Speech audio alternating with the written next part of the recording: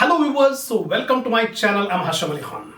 So far I have completed the salary, allowances and perquisites. Now I'm going to start profit in lieu of salary and retirement benefits.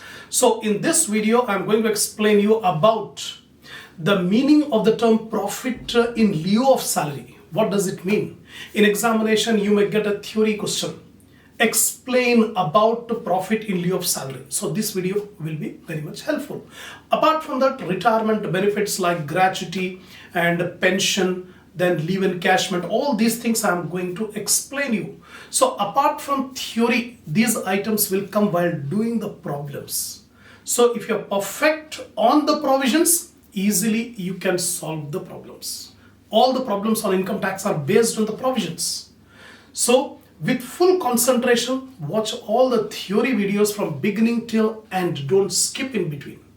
So I suggest you, if you have not watched the earlier videos, go to the playlist of my channel, select the subject income tax for the assessment year 22-23. Watch all the earlier videos, be perfect about the provisions. Now before proceeding, take the screenshot of the points which I have written on the board, then I explain every point in detail.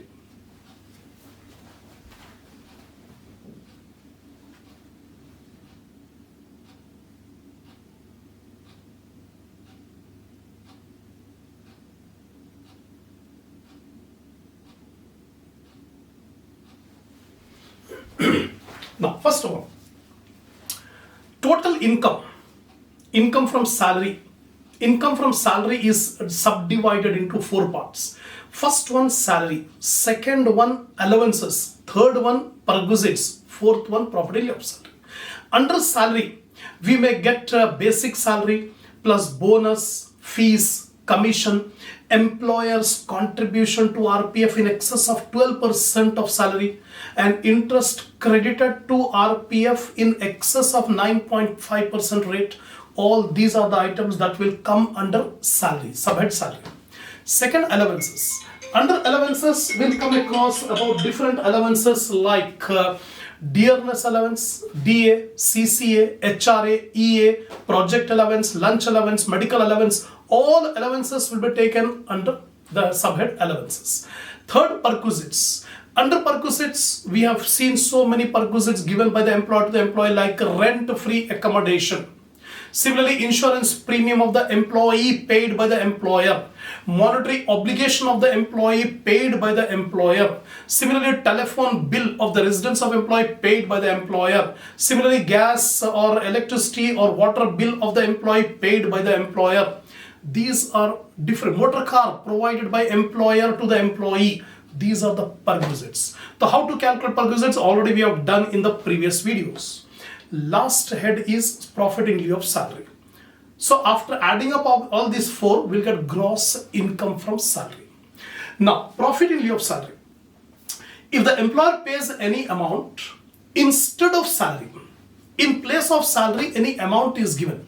That means when salary ceases to exist, when the employer pays any amount in place of salary, it is called profit in lieu of salary. In lieu means in place. Profit in place of salary. So whenever salary ceases to exist and some amount is given by the employer to the employee, that is called profit in lieu of salary. Generally, these amounts are paid where salary ceases to be a regular payment. When there is no regular payment of salary, then this profit in lieu of salary will be paid. The profit in lieu of salary include the following. Now examples. 5 examples are taken for explaining which are the items which will be treated as profit in lieu of salary. First one, any compensation due or received in connection with termination of the service or in the modification of service conditions. Sometimes the employer will terminate the service of the employee or modify the service conditions. So in these two situations, on termination or on modification of service conditions, any amount paid by the employer to the employee, that will be taxable under profit in lieu of salary. Second one, any payment received from the present or former employer in appreciation for services rendered. Any amount received from the present employer or the former employer in appreciation of the services rendered by the employee. Again, it is taxable under profit in lieu of salary. Third one, refund from URPF, unrecognized provident fund. So what is provident fund and what are the different types of provident fund? In the coming videos I am going to explain. Time being, remember, URPF stands for unrecognized provident fund. So when an employee receives an amount from URPF to the extent of employer's contribution and interest thereon, how much employer has contributed to URPF and what is the interest accrued on URPF. If refund is there, that amount is considered as profit in lieu of salary. Next one, amount received under Keyman Insurance of LIC. Life Insurance Corporation, they are having a scheme called Keyman Insurance Policy. So if a policy holder receives the amount from LIC from Keyman Insurance Policy scheme, then it is also taken as profit in lieu of salary. Last one, any amount received before joining the employment from the prospective employer, future employer. If any amount received from prospective or future employer before joining the employment, that is also considered as profit in lieu of salary. So these are the 5 examples you can write in examination. If a question is asked, explain about the profit in lieu of salary. Now, the following are not to be included under the profit in lieu of salary. Some items are there which are given by the employer to the employee when salary ceases to exist. But specifically, Income Tax Act says these items should not be taken under profit in lieu of salary. Unexempted amount, we have to calculate exemption is there or not. For exemption, if it is given, after exemption, the remaining amount is taxable under the subhead salary. So which are the items which are not to be included under profit in lieu of salary? Death cum retirement gratuity. Then commuted value of pension. Leave encashment on the eve of retirement. Refund from SPF and RPF. Statutory provident fund and recognized provident fund. Retrenchment compensation up to 5 lakh rupees. So these items will be given by the employer to the employee on termination. But these items should not be taken under profit in lieu of salary. These items, we have to calculate how much is exempted, how much is unexempted. The unexempted amount should be taken under the subhead salary. It is taxed. Now, retirement benefits. So far I have discussed about profit in lieu of salary. Now, retirement benefits. At the time of retirement of the employee, some employers may pay some amount. Monetary benefit will be given at the time of retirement. So what are the provisions of Income Tax Act regarding these monetary benefits which employer gives to employees at the time of retirement? That I am explaining. Again, this is very important from examination point of view. When an employee retires from service, he or she may be given some monetary benefit. For example, pension. Pension is the amount which is given by the employer to the employee after retirement. After retirement. So, on account of services rendered in the past. For example, an employee has served 30 years of service in a particular organization. After 30 years, he retired. So employer will recognize, will appreciate that you have spent a major part of your life in this organization. So we will give some pension. So pension will be given for the future period after retirement. The pension may be periodical pension or commutation of pension. Periodical pension means every month, just like a salary. As long as the employee is in service, he will get salary. When he retires, he will get pension. So in reality, salary and pension are one and the same. Before retirement, salary. After retirement, pension. Now, Income Tax Act has given the rules regarding taxability of pension. Commutation of pension means when pension is received in lump sum instead of periodical payment. At the time of retirement, the employer will give the option to the employee. Do you want the pension periodically, monthly, or do you want the pension in lump sum amount? So when lump sum amount of pension is given, it is called commutation of pension, right? Similarly, Computation of pension, then gratuity. Gratuity is the gracious amount which is given by the employer to the employee at the time of retirement in appreciation of services rendered. By appreciation, by recognizing the services rendered, gracious payment will be given by the employer to the employee. But nowadays it has not, remain as gracious. It has become statutory compulsory. For government employees, every government employee will get gratuity on retirement. For non-government employees, if it is governed by Payment of Gratuity Act or not governed by Payment of Gratuity Act, we have to see. And what is the exemption limit? That is also given by Income Tax Act. Leave encashment. This is also one of the amount which is given at the time of retirement. Normally the employer will give a specified period of time every year as leave. For example, in the employment agreement, it is given that the employee can avail 15 days leave per annum. So every year 15 days leave the employee can take. But sometimes the employee has not availed the leave. Suppose out of 15 days the employee has availed only 5 days leave. Remaining 10 days leave he has not availed. So he can be able to get converted as leave encashment. They can encash the leave at the time of retirement. If a person was in service for 30 years, at the time of retirement he has calculated, he has seen how many days he has leave is available and how many days he has availed the leave. Example, during the 30 years of service, total, let it be 30 months leave was there.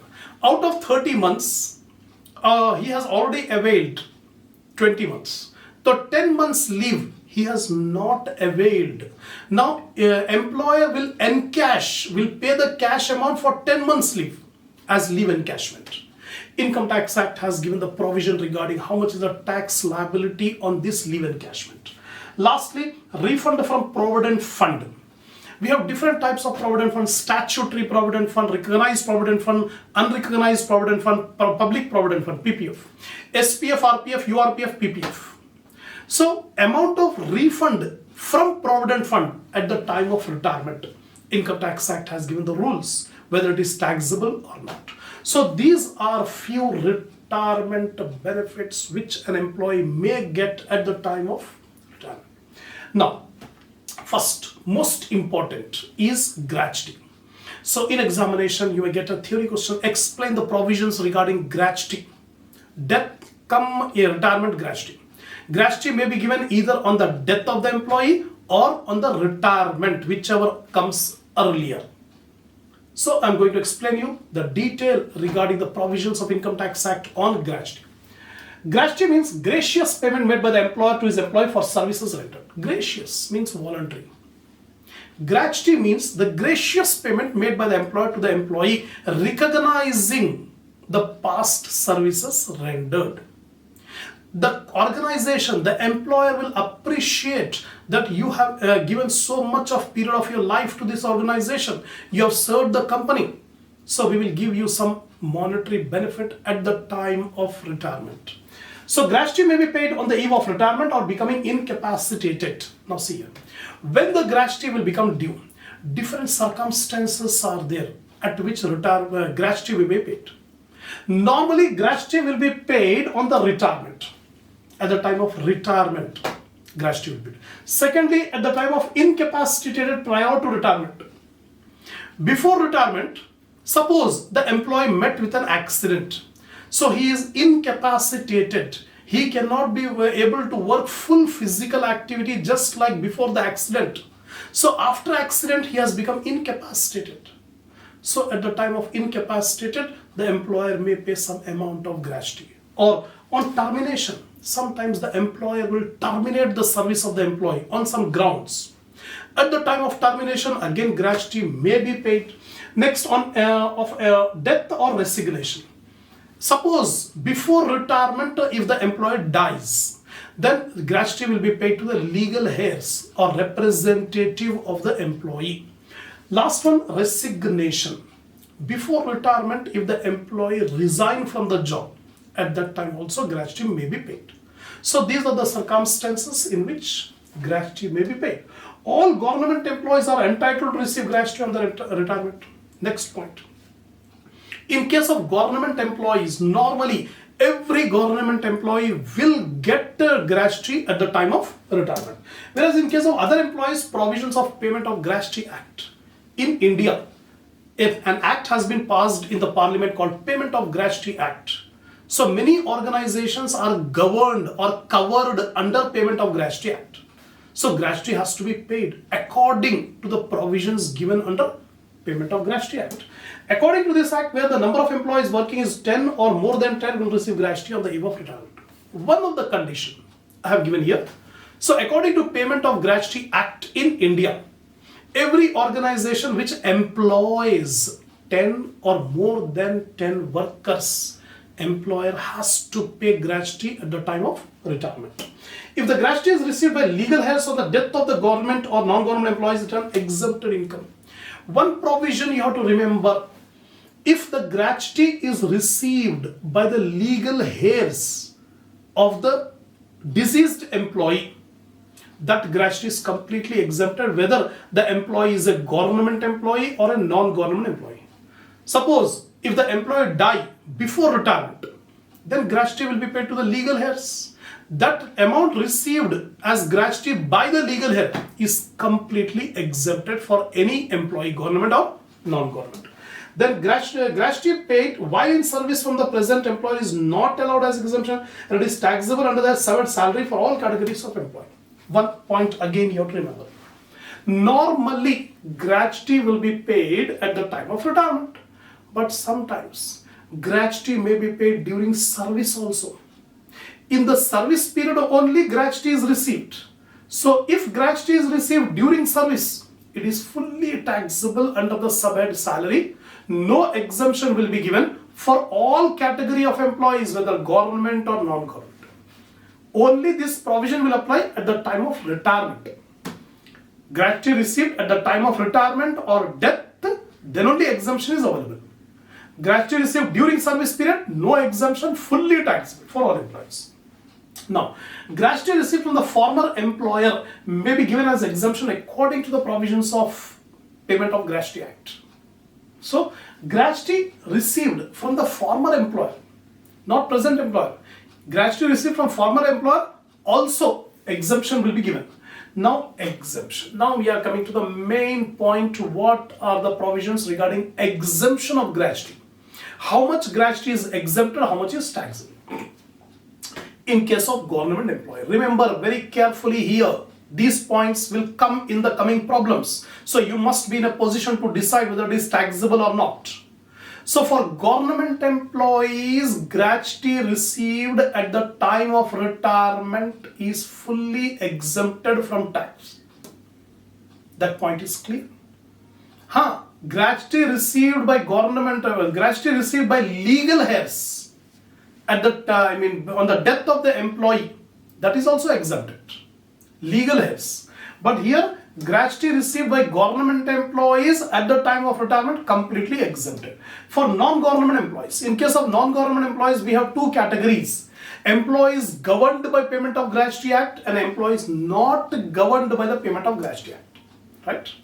Now, non-government employees governed by Payment of Gratuity Act. The least of the following three amount is exempted. Income Tax Act has given three amounts. The least of these three amount is exempted and the remaining amount is taxable. What are the three amounts? First, actual amount received and actual gratuity received at the time of retirement. Second, 15 days salary into number of years of service completed or a part thereof in excess of 6 months. First, we have to calculate in working note 15 days salary. That 15 days salary should be multiplied by number of years of service completed. How many years he has completed. And in excess of 6 months also 1 year should be counted. Example, if an employee has served for 25 years, 8 months. 25 complete years and 8 months. So we have to take 26 because 8 months, more than 6 months we have to count 1 year. So instead of 25 years, now we take 26 years. So that means number of years of service completed or a part thereof in excess of 6 months. Fixed amount 20 lakh. Income Tax Act has given the fixed amount 20 lakh. Among these three, which are the three? amount received in the form of gratuity. Second, 15 days salary into number of years of services or a part thereof in excess of 6 months, or fixed rupees 20 lakh. The least of these three is exempted, remaining taxable. Now salary means, here 15 days salary we have to calculate. What is the meaning of the term salary? For calculating this gratuity, salary means basic and DA of the retiring month. At the time of retirement, what is his basic pay and how much is the DA? We should not see whether DA is entering for retirement benefit or not. Simply take the DA completely, irrespective whether it is entering for retirement benefit or not. Basic and DA of the retirement. And 15 days salary can be calculated as, take the salary of 1 month into 15 by 26. Multiply 15 by 26. Why 26? Because in a month we assume 4 Sundays are there. So out of 30 days, deduct 4, 26. So we are calculating 15 by 26. These are the provisions of Income Tax Act. The same provision we have to apply in the problem. Now while calculating years of service completed, if the fraction is 6 months or more, then count it as the next 1 year. If the fraction of the year is 6 months or more, count it as 1 year in these calculations. That's all. So these are the provisions for those non-government employees who are governed by Payment of Gratuity Act. Now, non-government employees who are not governed by Payment of Gratuity Act, and those organizations on which Payment of Gratuity Act does not apply. In that case, the least of the following three amount is exempted, remaining is taxable. First one, actual amount of gratuity received, exactly same, what we have here. Second, half month average salary into number of years of service completed. Here it was 15 days salary. Here it is half month average salary. Both are different. Apparently it looks like same, but there is difference between half month average salary and 15 days salary. Calculations are different. So half month average salary into number of years of service completed. Third, fixed 20 lakh rupees. Here also 20 lakh rupees. So out of the three conditions, two conditions are same. First condition, actual amount received. Third condition, fixed to 20 lakh. Second condition is different. Here 15 days salary into number of years of service completed or a part thereof in excess of 6 months. There half month average salary into number of years of service completed. That's it. Notes. Average salary. We need average salary in the second calculation. Average salary means average salary of the 10 months preceding the month in which the employee retired. Suppose the employee retired in the month of December. So before December, go back up to 10 months. In those 10 months, take the average of those 10 months. Total 10 months salary divided by 10, you will get the average. In this way, we calculate the average. And salary means basic pay only. DA will be included if it enters for retirement benefit. And commission if it is based on fixed percentage on turnover. Remember, here the salary meaning is different, here the salary meaning is different. Here salary means basic and DA of the retiring month. And every time DA should be included fully, whether entering or not entering. But here basic only, DA will be included if it enters for retirement benefit, and commission if it is based on fixed percentage on turnover. Lastly, calculating the number of years of service completed. We take the completed year of service. We should ignore the fraction. Example, an employee worked for 25 years, 11 months. So complete 11 months, ignore fraction, ignore, take only 25 years. But here in case of governed by Payment of Gratuity Act, fractional year, if it is 6 months or more, we should count it as 1 year. These are the differences. So in this video, I have explained you about the profit in lieu of salary, retirement benefits, and I have explained completely the provisions of gratuity. In the next video, inshallah, I will take up the next topic, commutation of pension, leave encashment, and other provisions, other pension, commutation of pension, etc. Inshallah, I will take up in the next video. So if you are satisfied, give a like to the video, share my channel among your friends, among your groups, so that more students can watch the video and enhance their knowledge. Give your comments on these videos. Subscribe my channel if you have not yet subscribed. And by the super thanks which is given below my video, inshallah we will continue our discussion in the next video.